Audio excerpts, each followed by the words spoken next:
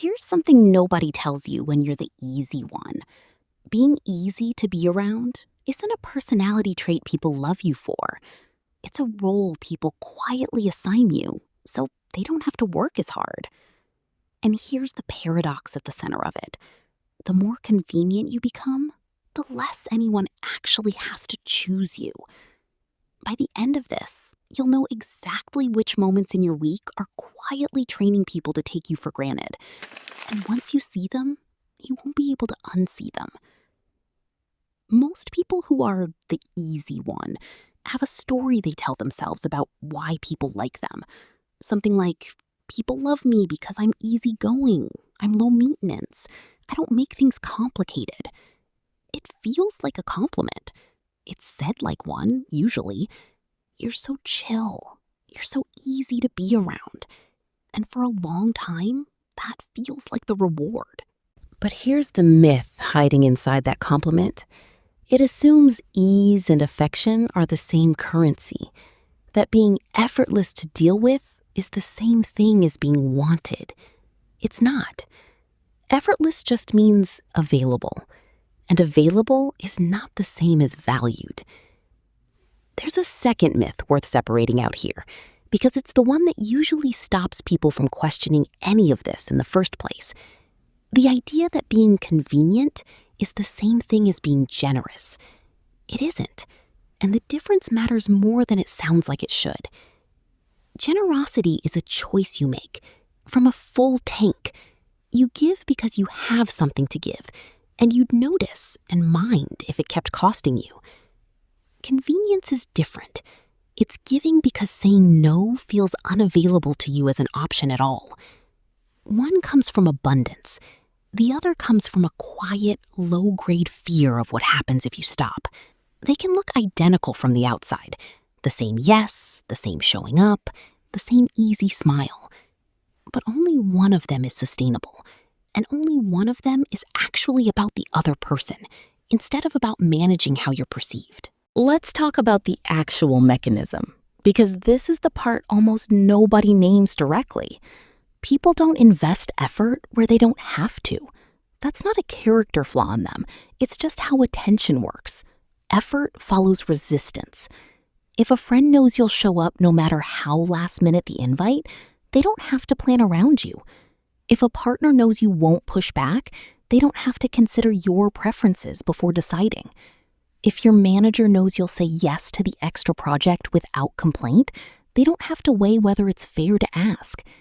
You didn't remove the friction from the relationship. You just started absorbing it, quietly, on their behalf. This is the part that stings if you sit with it. People don't reward convenience with effort. They reward it with access. You get more invitations, more requests, more late-night texts, more, hey, can you? What you don't get, nearly as often, is somebody wondering whether they're asking too much of you, because you've never given them a reason to wonder. Here's how this usually gets built, long before you were choosing anything consciously. A lot of easy adults were praised early for being no trouble. The kid who didn't cry much, the kid who didn't need much, the one who could entertain themselves, adjust themselves, calm themselves down without anyone stepping in. That got noticed. That got rewarded with warmth, with relief from the adults around you, with being called such an easy kid. What's worth sitting with is what that praise actually taught you to optimize for. It wasn't be happy. It wasn't even be good. It was specifically require less. Every time that got reinforced, you learned a small equation. My needs are the price of other people's comfort with me. So you started rounding your own needs down automatically before anyone even had to ask you to. Not because you stopped having them, because you learned early and efficiently that having them out loud cost you something the not having didn't. Here's the mechanism worth naming clearly, because your nervous system genuinely can't tell the difference between these two things at first. Being chosen because someone wants you, and being chosen because you're the path of least resistance. Both feel like being picked. Both give you a small hit of relief and belonging in the moment. But only one of them holds up when things get inconvenient for the other person. The other one evaporates the second choosing you costs something. Let's make this concrete. Picture someone, the friend everyone calls first when they need a favor, and the last one anyone checks in on just to see how they're doing. The partner who never makes a big deal out of anything, so nobody ever has to make a big deal out of them either. The employee who says yes so consistently that no from them would actually alarm people if they ever said it.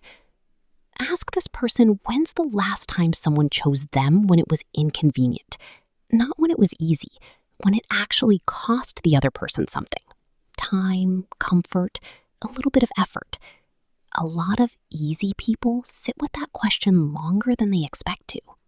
And it's worth noticing that this shows up in more than one arena, and it isn't always the same people in each one. Someone might be the low-maintenance friend and the demanding partner. Someone else might set firm boundaries at work, but disappear into total convenience with family. The pattern isn't about you globally. It's about which specific relationships taught you early that ease was the entry price for staying in them. Wherever that lesson got learned hardest is usually where you'll find yourself the most invisible now. And here's the cost, and I want to be precise about what it actually is, because it's not dramatic. It's not martyrdom. Nobody's taking obvious advantage in a way you could point to and call unfair. It's quieter than that.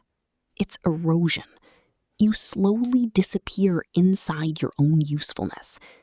People know what you can do for them long before they know what you actually want. You become a function before you're a person in most of the relationships you're in. And it happens so gradually that by the time you notice, it just looks like who you are. Now, here's what trips people up when they try to change this. Setting friction, a boundary, a preference, an actual no, doesn't just feel uncomfortable. It feels like betraying your own identity. Because if easy is the personality you built your worth on, then being difficult, even for one honest moment, feels like becoming someone people won't like anymore. That fear is doing a lot of the work here. Not laziness, not people-pleasing in the cartoon sense, a genuine old fear that the version of you that takes up space is less lovable than the version that doesn't. So what actually shifts it? Not a personality overhaul, not becoming difficult on principle. It's smaller than that and stranger than that. It's becoming inconvenient on purpose in small, specific moments. The ones that don't matter enough to cause a real conflict, but matter enough to test something. Saying you'd actually prefer Thursday instead of just going along with Tuesday. Letting a text sit for an hour instead of answering the second it lands. Naming a preference out loud, even a minor one, even when going along would have been easier. Each one of those is a tiny, low-stakes rehearsal for taking up space. And here's what it tends to look like on the other side of that for people who actually do this for a while. It's rarely a dramatic before and after. It's smaller and quieter than that. Someone notices they said, "Actually, I'd rather not," about something minor. Waited for the world to end, and it didn't. The friend didn't leave. The group chat didn't go cold. What usually happens instead is almost anticlimactic. A couple of relationships get slightly more effortful, slightly more honest, and a couple of others quietly thin out on their own, without a blow-up, without a confrontation, because they were never really built to survive you costing anything at all. What most people find, uncomfortably, is that almost nothing bad happens. The friendships that mattered stay. The ones that quietly leave were never really about you to begin with. They were about your availability. So here's what I'd leave you with. Think about your week. Who did you say yes to automatically, without even checking whether you had the bandwidth or the desire? Who have you never once said a real no to? If you can answer that fast, you're not easygoing by nature. You're just well trained.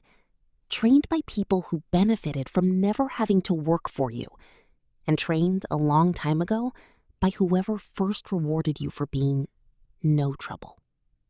The good news is, a role that was assigned can be declined. Not all at once, not by becoming someone difficult, just by letting yourself cost something, occasionally, on purpose, and watching who stays. Being easy was never the reward. Being chosen is. Those aren't the same thing, until you decide otherwise.